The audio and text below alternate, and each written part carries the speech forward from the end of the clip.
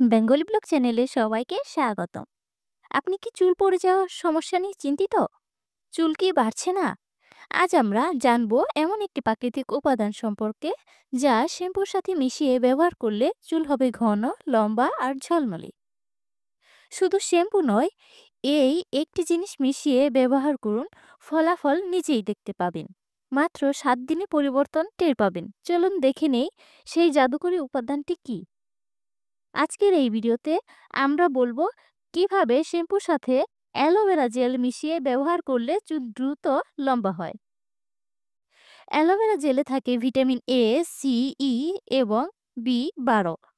মাথার ত্বকে রক্ত চলাচল বাড়ায়, ফলিকল খুলে দেয়, যার ফলে চুল দ্রুত বাড়ে।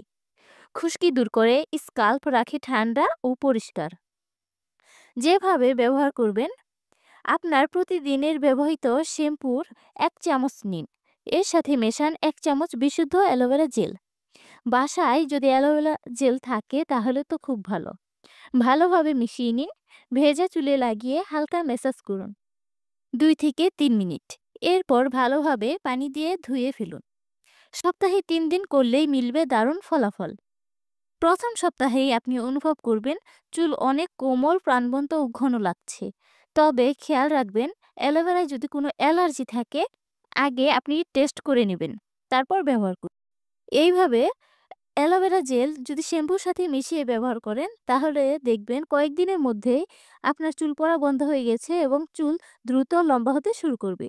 তো ভিডিওটি ভালো লাগলে অবশ্যই একটি লাইক দিবেন এবং সাবস্ক্রাইব করে পাশে থাকবেন। ধন্যবাদ সবাইকে।